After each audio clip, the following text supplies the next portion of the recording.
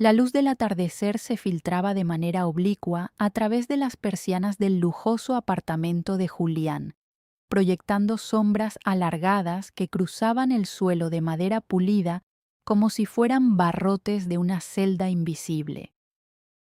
Julián, un hombre que exhalaba la confianza típica de quien se cree dueño de su propio destino y de los deseos ajenos, se vio interrumpido por un golpe seco y rítmico en su puerta. No esperaba a nadie, y mucho menos a esa hora en la que el sol comenzaba a esconderse tras el horizonte urbano. Al abrir, se encontró con la figura imponente de Sebastián. Sebastián no era un extraño, aunque nunca se habían saludado formalmente. Era el esposo de la mujer con la que Julián mantenía un romance apasionado y hasta ese momento supuestamente clandestino. La presencia de Sebastián era como un bloque de hielo en medio de la sala, sólida, fría y absolutamente inamovible. No había rastro de la ira volcánica que Julián habría esperado de un hombre engañado. En su lugar, había una serenidad analítica que resultaba mucho más inquietante que cualquier grito.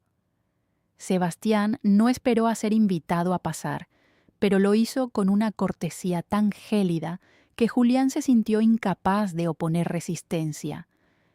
Caminó hacia el centro de la estancia y, con un gesto pausado, señaló el sofá de cuero frente al ventanal.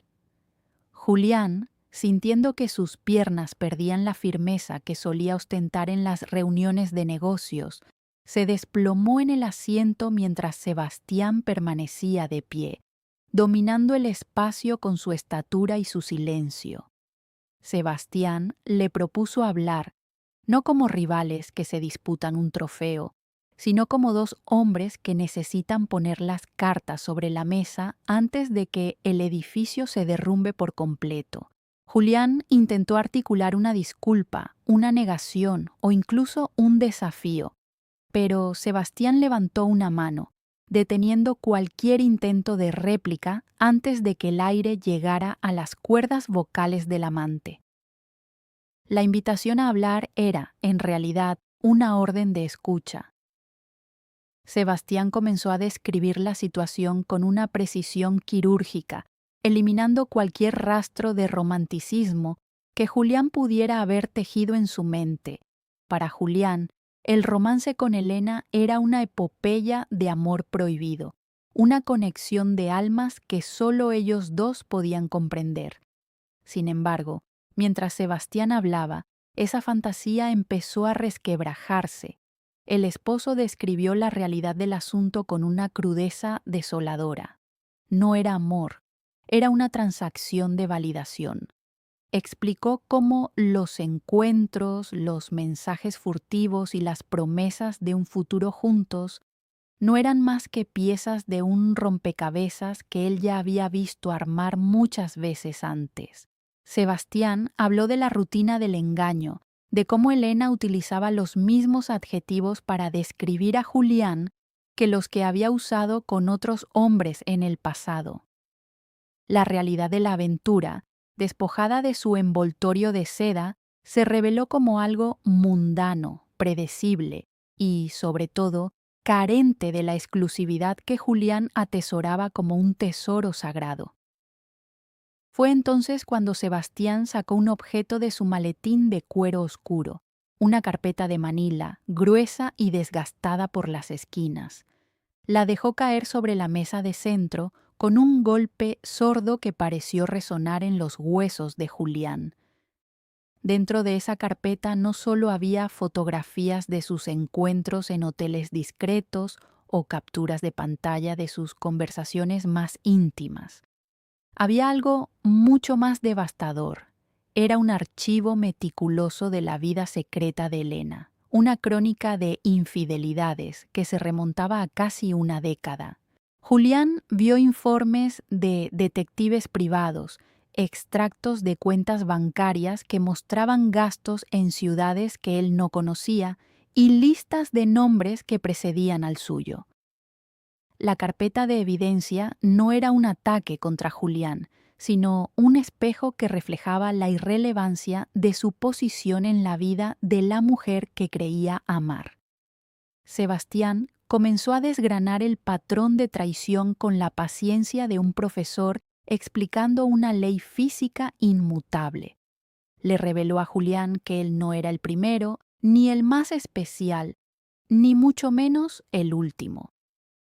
Elena tenía una necesidad patológica de conquista, un ciclo que comenzaba con la seducción intensa y terminaba en el aburrimiento más absoluto una vez que la víctima estaba totalmente entregada.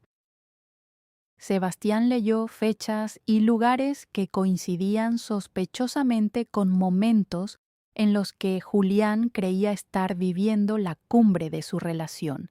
Le mostró que, mientras ella le juraba que él era el único que realmente la entendía, ya estaba iniciando el contacto con el que sería el sucesor de Julián. El patrón de traición era sistémico, una maquinaria de engaño que funcionaba de forma independiente a los sentimientos de las personas involucradas. Julián escuchaba cómo su historia de amor se convertía en un simple pie de página en un manual de comportamiento compulsivo. Pero la demolición de la confianza de Julián no se limitó al ámbito emocional. Sebastián cambió el tono hacia algo más técnico y letal, las consecuencias profesionales y legales que estaban a punto de caer sobre ambos. Resultaba que la empresa de Julián tenía contratos de exclusividad y cláusulas éticas extremadamente estrictas con los principales clientes que Sebastián, a través de sus propias corporaciones, controlaba indirectamente. Sebastián reveló que había pasado los últimos meses asegurándose de que la conducta de Julián fuera documentada de tal manera que violara los términos de su contrato laboral, dado que los encuentros se producían a menudo durante el horario de oficina y utilizando recursos de la empresa. Además, mencionó el proceso de divorcio que ya estaba en marcha. Sebastián no buscaba una compensación económica de su esposa. Buscaba la destrucción de la infraestructura que permitía su estilo de vida, y Julián era el daño colateral necesario. Le explicó que los abogados ya habían presentado pruebas que implicaban a Julián en una red de tráfico de influencias corporativas que Elena había facilitado. El peso de la ley y la ruina profesional se cernían sobre él como una guillotina lista para caer. El silencio que siguió a estas revelaciones fue absoluto. Julián, que minutos antes se sentía un conquistador, ahora se veía a sí mismo como un hombre pequeño, atrapado en una red que no había visto venir y de la cual no tenía escape. El nombre de Julián, o Marcus, como lo llamaban en los círculos de negocios internacionales, donde solía brillar, ya no significaba nada. La partida de Marcus fue patética en su simplicidad. No hubo una gran confrontación final, ni promesas de venganza. Bajo la mirada impasible de Sebastián, Julián comenzó a recoger algunas de sus pertenencias más básicas en una maleta de mano. Se movía con la torpeza de un autómata, sintiendo que cada objeto que tocaba le recordaba su propia estupidez. Al salir por la puerta de su propio apartamento, que pronto dejaría de ser suyo debido a la inminente insolvencia, Julián se dio cuenta de que lo que más le dolía no era la pérdida de Elena, sino la pérdida de la imagen que tenía de sí mismo. Se marchó hacia la noche, convirtiéndose en una sombra más de la ciudad, despojado de su estatus, de su carrera y de su orgullo. Una vez solo en el apartamento, Sebastián se tomó un momento para respirar profundamente. No sentía la euforia de la victoria, pero sí un alivio inmenso. Durante años, había cargado con el peso del conocimiento de las acciones de su esposa, intentando salvar algo que ya estaba muerto. La confrontación con Julián no había sido un acto de crueldad gratuita, sino el cierre necesario de un capítulo oscuro. Al desmantelar la confianza del amante, Sebastián también había terminado de desmantelar los restos de su propia negación. Se acercó al ventanal y observó las luces de la ciudad, dándose cuenta de que, por primera vez en mucho tiempo, su futuro no estaba dictado por las mentiras de otra persona. Había encontrado la paz no a través del perdón ciego, sino a través de la verdad absoluta y el reconocimiento de su propio valor. Sebastián sabía que el camino que tenía por delante no sería fácil. El divorcio sería público y los negocios requerirían una reestructuración profunda, pero se sentía ligero. Al recuperar su dignidad y establecer límites claros, había reclamado su vida. Entendió que el valor de un hombre no se mide por la fidelidad de quienes lo rodean, sino por su capacidad para enfrentar la traición con integridad y salir de ella sin que su alma se corrompa en el proceso. La noche avanzaba, pero para él era el comienzo de un nuevo día, uno donde la claridad y la honestidad serían los pilares de su existencia. Dejó la carpeta sobre la mesa, un testamento de un pasado que ya no tenía poder sobre él, y salió del apartamento sin mirar atrás, dejando atrás los escombros de una vida que ya no le pertenecía para caminar hacia una libertad que él mismo había construido. La transformación de la escena fue total. El lujo del entorno ahora parecía artificial, un escenario de teatro cuyas funciones habían terminado definitivamente. Sebastián caminó por el pasillo del edificio con paso firme, sintiendo que cada paso lo alejaba de la toxicidad que había definido sus últimos años. En su mente ya no repasaba las imágenes de la traición, sino los planos de sus nuevos proyectos, de los viajes que haría solo y de las conversaciones que tendría con personas genuinas. La lección estaba aprendida. La confianza es un regalo que se otorga, pero el respeto propio es un derecho que se defiende. Al final del día, el hombre que entró en aquel apartamento buscando justicia salió habiendo encontrado algo mucho más valioso: la soberanía sobre su propia historia. La ciudad seguía su curso, ajena al drama que acababa de concluir, pero bajo el cielo estrellado, un hombre había recuperado su identidad y con ella la posibilidad de ser verdaderamente feliz por mérito propio. A lo largo de las semanas siguientes, las repercusiones de aquella tarde se manifestaron tal como Sebastián las había planeado.